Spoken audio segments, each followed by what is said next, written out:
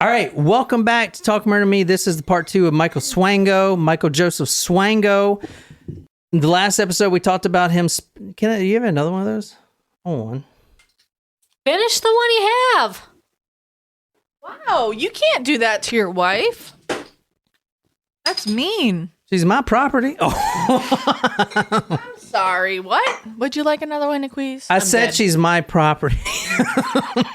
I gotta say, that buffalo chicken dip that I got, I make a very, very good buffalo chicken dip. Dude, have you tried that fucking queso in there? No. That's made... It's cashew queso. No, it has no dairy in it. It's just cashews. I'll have to try it. I didn't see that in there. It's crazy, man. But I got the buffalo chicken dip, the Taste of the South buffalo chicken dip, and I also got the fried pickle dip because I've had that before and it's really good. But the buffalo chicken dip is almost as good as my buffalo chicken dip. Statement. It is. I make really good buffalo chicken dip because I load it with cheese. It was all right. You weren't there the last time I made it because you didn't come to my party, so you wouldn't know. So tonight, if you haven't listened to part 1, go listen to that. But I talked to Bruce. I asked him if this is going on even more now when we were in COVID. It seems like a good opportunity. And here's what he said. That's a great question. And you know what? I always like to preface my remarks by saying that the overwhelming majority of medical professionals are the most honest, hardworking, dedicated people you'd ever want to meet in your life. In fact, the last hospital I worked in, they were performing miracles there every day. I mean, it was just incredible. So in that group of such dedicated, highly intelligent people, unfortunately hide a very, very, very tiny minority of people who take advantage of that group.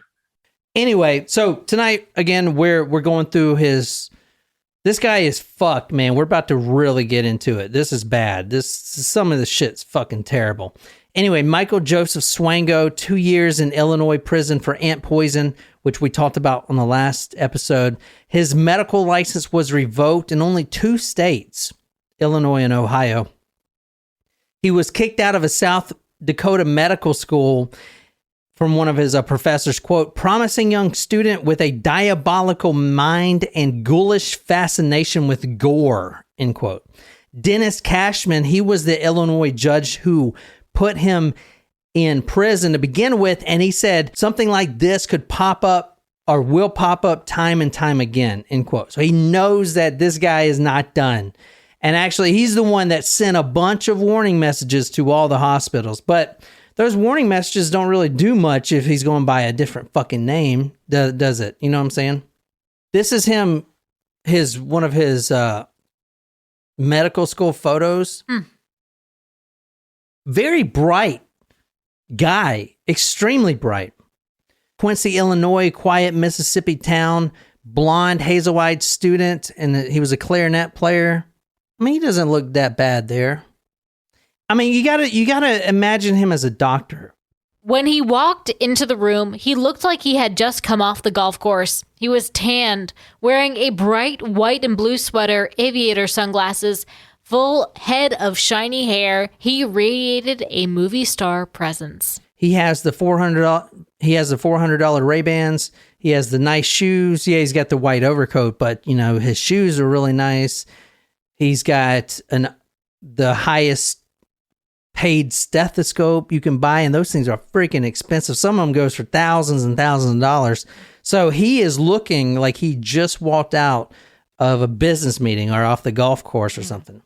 When he was in school, he was a school band president, valedictorian, voted most likely to succeed in his class of 1972.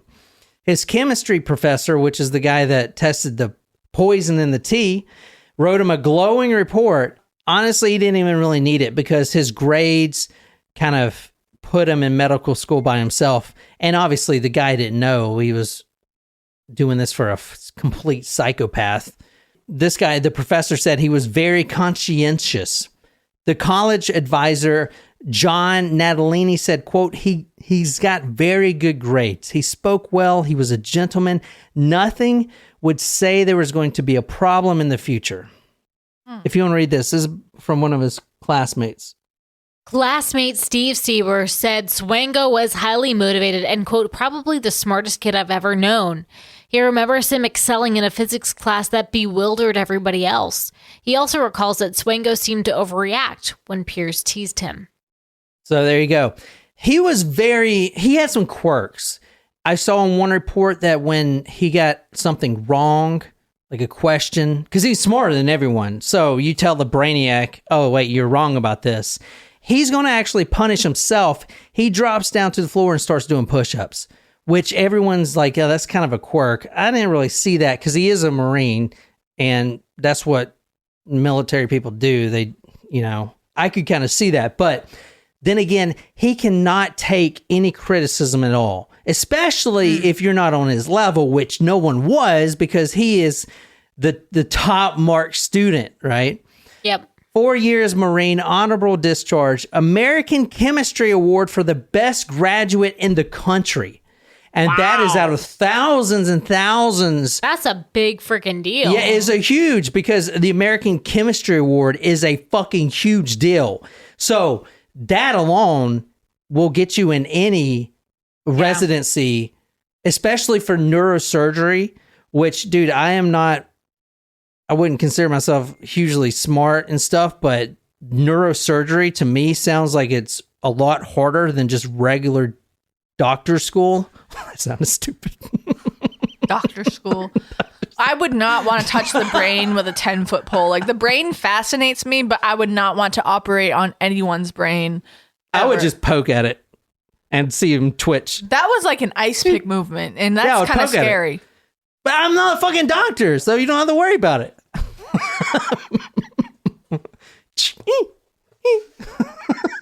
I wouldn't do it because I'm like a killer. I would just do it because it's funny. You know what's crazy? Not kill people, just make them twitch. You know what's crazy is that when, like, the brain, if you have brain surgery, you need, like, anesthetics to be put out. But, like, there's no pain involved in brain surgery. I mean, obviously, like, when you cut into, like, the skull and everything, there's that. But, like, there's no nerve endings on the brain surface because everything comes down from the brain. So, like, if I were to touch your brain right now, you wouldn't even know. Isn't that weird? Gross. It's kind of cool, though. Don't you put your dirty finger on my brain. I don't know. My finger is not dirty. All I know is that I've got the biggest brain in this room. His hometown of Quincy, Illinois, held him as a hero. He beat all the other people in the nation for residency at OSU, Ohio State University. Buckeyes. Ohio State University, Wexner Medical Center. When he was initially going through his residency, he met a young lady and they became engaged. However, as you can probably imagine, he quickly killed her. Not killed her, she actually committed suicide, but the family think that he drove her to it, and they did find that he had been poisoning her. And this fiance, this kind of about to be marriage, didn't last very long. I mean, he's a straight fucking psychopath. And this is the only time I saw that he was. See, when I hear things like this, engaged. It reminds me of how lucky I am to 24. be alone. Tom spoke to Swango's fellow medical students and the mother of a former fiancé of Swango, whose daughter had committed suicide. She blamed Swango for driving her daughter insane. Can you turn to page 54? Because it's her suicide note. Ooh. Basically, she walks into a park and she shoots herself in the chest. It's very tragic. And obviously, she killed herself, but she was being poisoned.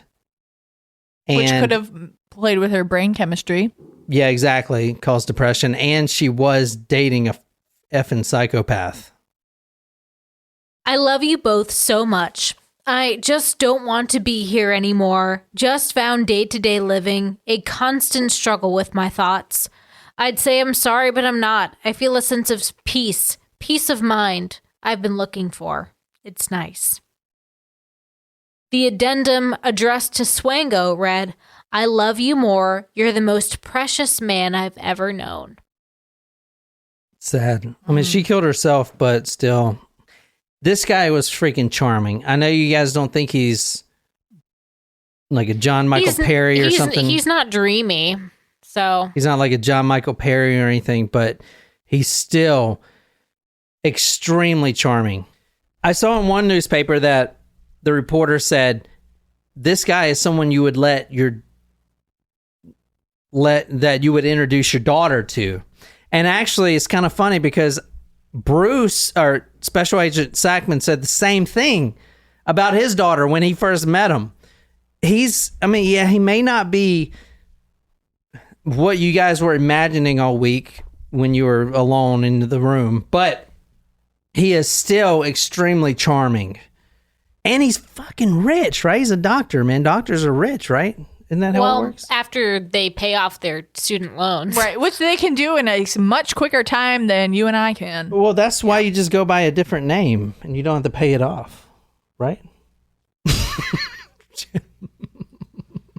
Yeah, you said in your book that before you knew what kind of monster he was, you would let your daughter be introduced to him. You know what? She would do the same thing. If she handsome, articulate doctor who was an ex-Marine. Ex-Marine, yeah. You know, wouldn't you go, wow, what a catch. I mean, this is incredible. Yeah. He probably looked like a movie star. He would wear these aviator-style sunglasses. He'd be tan. He'd have his hair back. The guy looked fantastic, and he could be so charming and so articulate. I mean, you would go, wow, I think we hit the lotto here with this guy.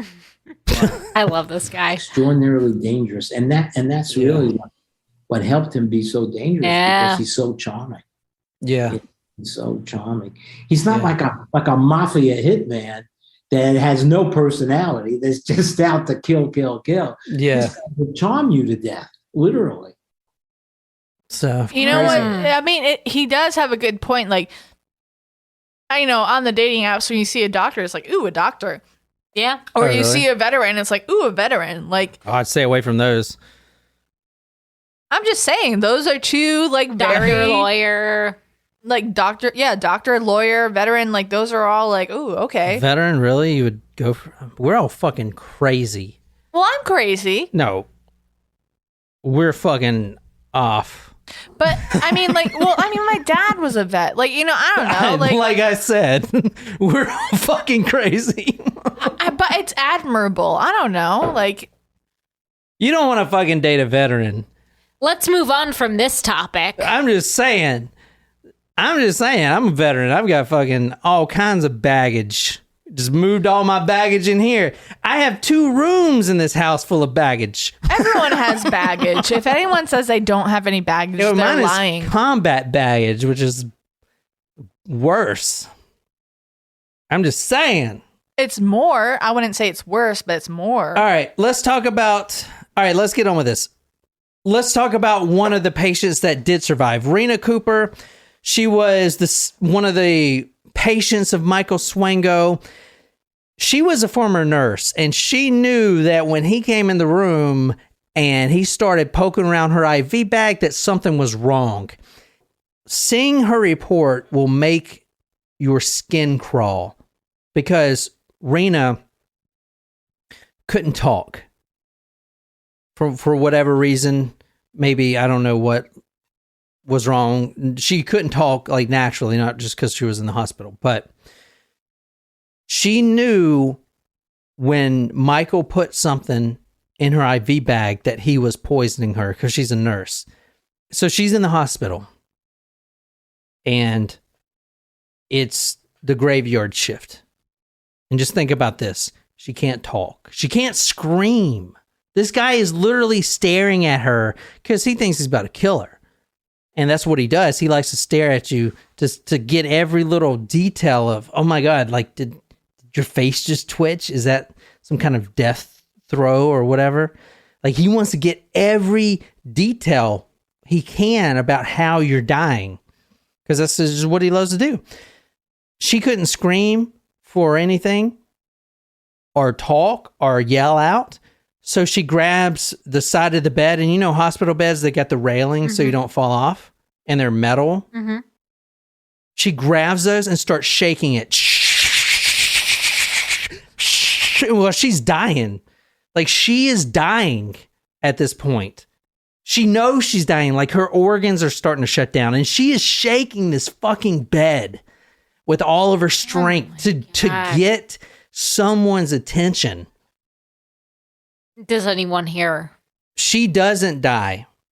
But the next day, she does right because she's frantic. The nurses come check in on her and they're like, what is going on? Why are you so worked up? What the fuck?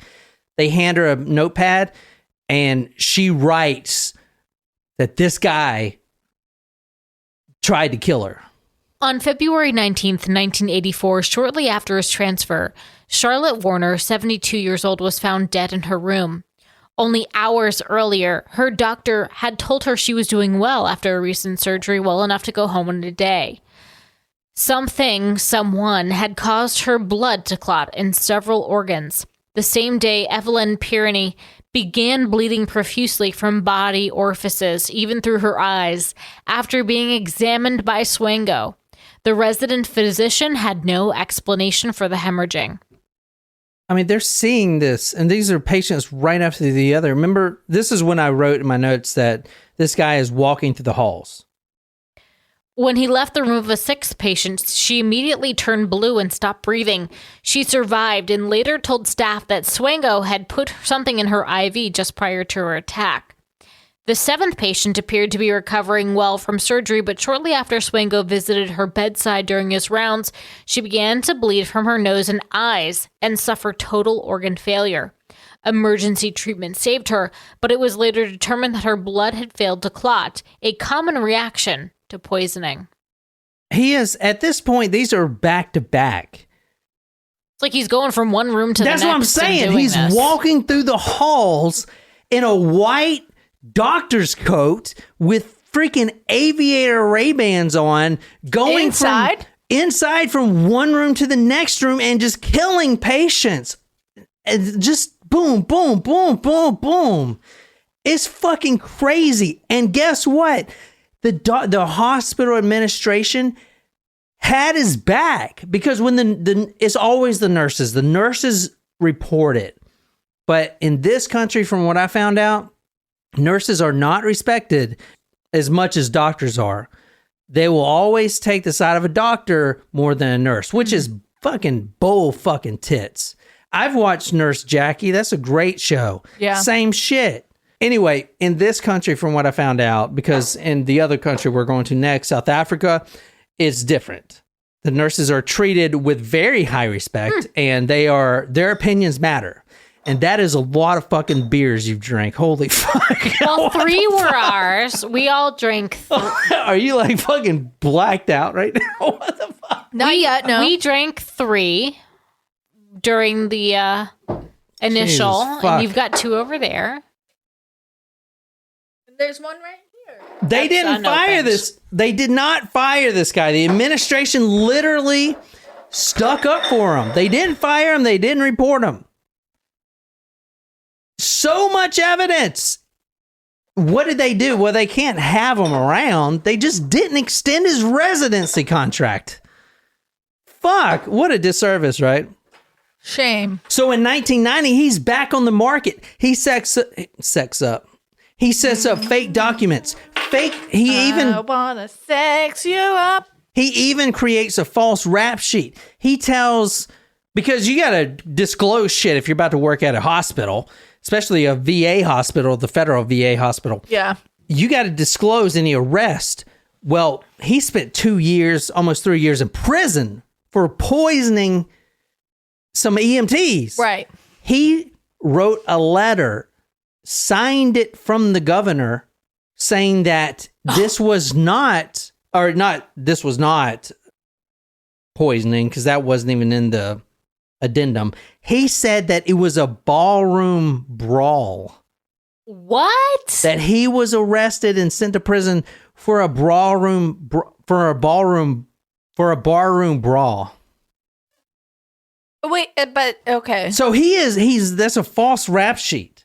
He forged the governor of Illinois. He started using an alias, Michael Kirk, and he applies for a residency and he gets it. In Sioux Falls, he applies for residency and he gets it. However, when he gets there, he gets suspended because guess who's calling all the medical facilities right now? Judge Dennis Cashman. The only reason that this guy leaves or gets kicked out of South Dakota Medical is because the judge says, hey, guess what? You probably didn't know this, but this guy that you just hired, I put him in prison for poisoning an entire team of EMTs. No. This is Michael Kirk. This guy is not the same guy. Of course not. The judge actually hires, with his own money, hires a bunch of investigative journalists to track him down. No one can find this guy. He gets a job at the VA in New York, and same shit happens. They find out his true background and that he was forging documents. The VA sends out a warning to hundreds of different hospitals. Wow. Now, guess what? The FBI is involved. Because why? Not because he's killing patients, because they can't prove it, but because he's committed fraud. Right. He's signing things as like a governor and shit. Yes, but not really. He's committing fraud, not because he's signing it and forging documents, but because he's sending these letters to apply for medical positionings through the federal mail. That's a federal offense. That's mail fraud. So they're trying to get him for mail fraud. Because, hey, that works. Because at this point, you can't get him for hardly fucking anything. Because if you want to go after him, you got to exhume the bodies. And I'm fucking telling you, it's going to be very scant evidence in those. So if I were to send a letter as Nicole to someone, it would be a federal offense, mail fraud? And you put it in the mail? Yes. Yeah. Did you do that? Where's my phone? It's being recorded. Don't worry. I did not. This is a fucking YouTube clip, which is also internet fraud for you. I mean, I didn't do You're going that. to fucking jail. I don't have the money to fucking mail shit. Do you know what that means? Like stamps are expensive these days. You think I have the money? They are almost as expensive as a bag of ice. Do you think I have the money to go and buy a pack of stamps? I'm an educator. I don't have that kind of money. So, yes, it's fraud. I did not know that. You're a fraud. You're a fraud. I take that I'm going to rip that finger off. Go ahead. Dee says that is 100% fraud. And by the way, it's Sioux Falls. The VA sends a bunch of warnings to hundreds of other hospitals, not even hospitals, but universities, to local ambulance services, to where this guy, Michael Swango, is a serial lust killer. He just so happens to be a fucking doctor. So instead of going out and killing a bunch of prostitutes or whoever, like a Ted Bundy would kill, like women in the beach or whatever, he's killing patients because he's there. So wherever he can find patients is where he's going to kill people. And that includes fucking Zimbabwe, which that's where he's about to go. He'll go anywhere. He's going to fucking Zimbabwe. How much does a doctor make in Zimbabwe? Probably not fucking much, I'd imagine. What is It's their fucking Zimbabwe. official currency? Some Bob dollars? Don't guess. I was sincerely asking, and you're... Bitcoin? USD? I don't know, fuck. I might have to invest in some Bitcoin. We're not going to go on this tangent. Let's just keep rolling. All right, so of course you guys have been asking, not really because you haven't been paying attention, but what is he using to killing these patients? I asked Bruce, different medical serial killers, which medical serial killers is the term for it, and that's what Bruce coined. Because as I thought, and let me just play that clip now, because I asked him, because we've done, from what I can remember, Elizabeth Wetlaufer, Canada. Yep. Ivo Pope, Yep. Belgium. Mm-hmm. Charles Cullen. Yep. Who else? Michael Pettio, kind of not really.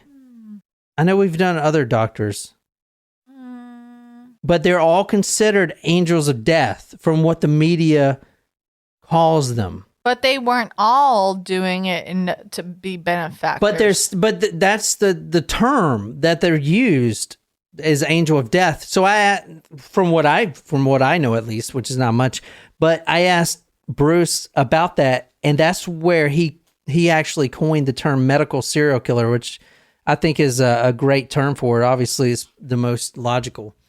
It's a serial killer in the medical field. An angel of death is someone that kills out of mercy, like a Kevorkian type of shit.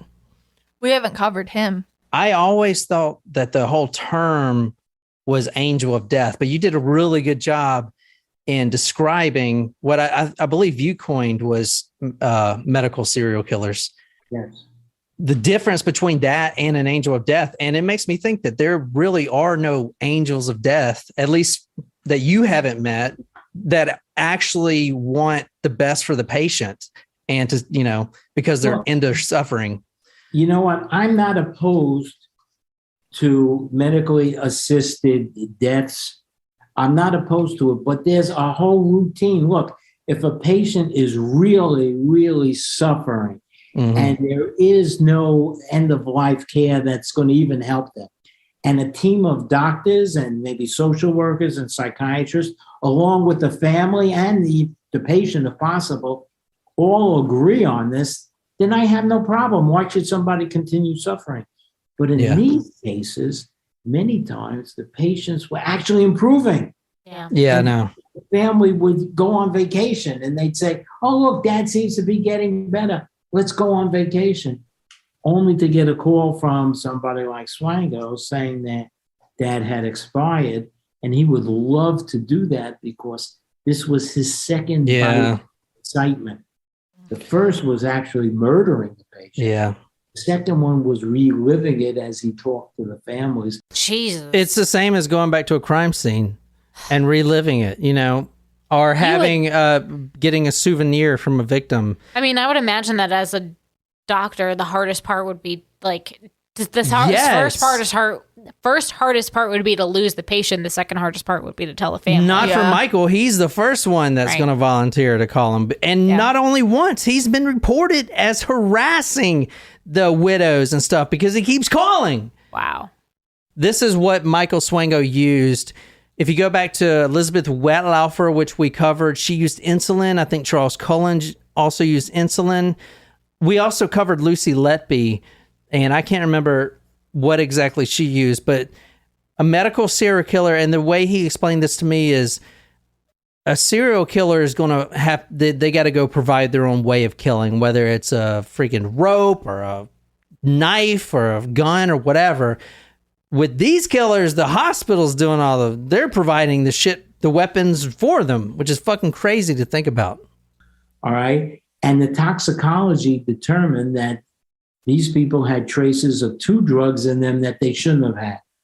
Epinephrine, which is adrenaline, it speeds up the heart, and succinylcholine. In the hospital, they call it sucks. It's actually a paralytic. If they want to put a tube down you, it actually paralyzes you. Why they put this tube down? Would he apply the paralytic first before he applied the epinephrine? Yeah, I think that's how he did it. Yeah, he would do the succinylcholine and then the epinephrine. Epinephrine is the one that kills you because it speeds you. It basically, just like that's what Kristen Gilbert used. Right. And it's an EpiPen. They said the victim's hearts was like a revved up engine type of thing.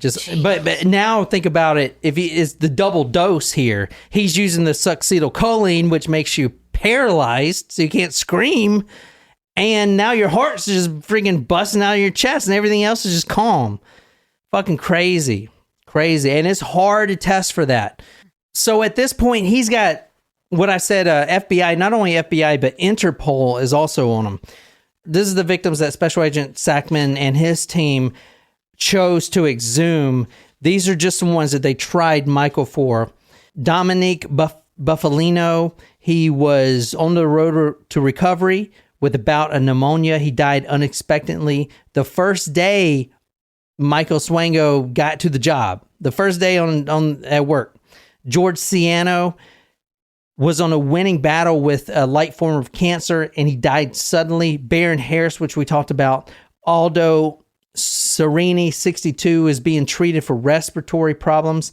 And Thomas Samarco, 73, who was being tested for open heart surgery, only to be murdered. So that was the only 5 victims they actually tried him for. So he is actually on the run at this point. There's no hospital that will hire this guy. So he goes down and he gets a job. I think he went to Texas to do this because I know they outsource doctors here. But he actually gets a job in South Africa doing the same thing. No, he's down there killing patients left and right. He ends up in Zimbabwe. He kills about 60 patients. The same thing. The nurses actually find that the mistake he made in Zimbabwe was he left an evidence behind the actual injection, the syringe. He left the whatever it's called, the vessel behind, and it had the poison in it. So as soon as they go confront him with all the patients he's killed, which was about 60 at least, he's gone. He's on a plane because he just applied and got accepted right away to a position in Saudi Arabia. Dang. Exactly. This is how much of a psychopath he is. He doesn't care about the money because they're not paying him a lot. In Zimbabwe, how much do you think they're paying him? Fucking nothing. He's actually going just to kill as many people as he can. But before he can go to Saudi Arabia to start his new life, he's got to stop by the United States first to get his passport stamped or whatever, however they do it. Needs to get a new visa. Yeah, new visa. So that's where they catch him. You've got to know this guy, said Dr. Anthony Salem, director of the Internal Medicine Residency Program at the University of South Dakota School of Medicine, which accepted Swango into a 1-year program. Quote, he had convinced me not only that he was not guilty, but it was just a total miscarriage of justice. Salem said Swango told him he didn't understand why he had been arrested in the poisonings because he hadn't gotten sick. Quote, I believed him rather than calling the court and saying, send me the documents. I said, well, shoot, let's give him a chance. Yeah, eat your words there. Ugh. Quote, he found a sympathetic ear and pushed the right buttons, asking to be given a second chance. This was no slouch that he had convinced. Villano said of Miller, a respected mental health expert who served as a consultant worldwide. Quote, Swango was so polished, he was able to fool this giant. He was a pathological charmer, said Stephen Villano, associate dean at the medical school. All right, let's finish this up. So he did plead guilty. Why do you think he pled guilty? Less prison time? No, Probably no, good. he's life in prison. Go ahead. Did he want the fame? Yeah, they all do want the fame, but that's not a reason why. Because Zimbabwe wanted to extradite him back to fucking Zimbabwe to answer for his crimes. And they would have just chopped his head off over there? Well, probably that, but prison life in Zimbabwe is probably not as glamorous as here as America. That's true. Probably true. And he killed people all over the world. As you say, in Zimbabwe, he killed women and children and pregnant women. Oh, my he God. Oh, geez, I didn't. Pregnant women too. God, Lord. Everybody was a target of opportunity for him. Yeah. They were trying to extradite him back to Zimbabwe, I think he said. Yes, and that's one of the reasons why he pled guilty and didn't go to trial, because he knew that even if he went to trial and won, we would just extradite him back to Zimbabwe. Yeah. And chances are his fate would not be as good as it is. Yeah, no shit. This blonde-haired, blue-eyed doctor who murdered citizens comes back. Good luck on that. Oh my God. Oh yeah, he's gonna. You know how they do it over there? They tie you up between two trucks, two like a Toyota Hilux trucks. Tie your arms up. Have you seen this shit? No. And they fucking each truck drives a separate way until you're reverse? fucking. No, they drive forward, but you're between the trucks. To split your It body splits apart? your fucking body apart. That wouldn't they go in reverse then? Oh no. Okay, got it. All right. Well, I thought the front of the truck you were saying they were tied to. Last thing, guys, and before we end, I want to say thank you so much to Special Agent Bruce Sackman. Amazing interview. Thank you so much for what you do. And it's not just for Veterans Affairs, guys. He worked primarily with VA, but the reason that this episode is important and the reason that I'm doing so many episodes on this is because your grandma, your pawpaw may be in the hospital right now, and you need to know who's working on them. And like the Agent Sackman said, 99.99% of the time, they're in really good hands with people that if your pawpaw expires, they're going to sink into depression. That's just human reaction. But you still need to know, and that's why he created his red flags protocol, which I can link to on the website. It's A through Z of what to look for. Like, does the doctor work graveyard shifts? Is he always responding to code? Stuff like that. Anyway, I'll put that on the website. But the last thing I asked Mr. Sackman is, did he have any words to say to serial killers that are out there now? Because just as we have nurses that are listening to us right now, we also have killers listening to us right now. And I became very aware of that when we started this about a year or two in. So I asked him if he has any message for any serial killer, present or future, and this is what he said. I never thought about that. Yeah. I would tell them, I would tell them, science is not on your side. Science is improving daily as we speak. I mean, you see now, serial killers from 20, 30 years ago are identified through DNA and through everything else.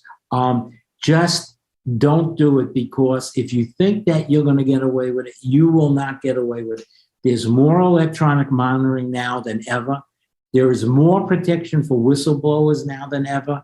So this is actually the worst time in the history of medical serial killers to be a medical serial killer. And the world is much more aware of it. They're aware of these stories through TV, through books, through movies. They're much more aware of it. So don't even think about it anymore, because it's not as easy as it used to be. All right, so that's the episode. I hope you guys like that.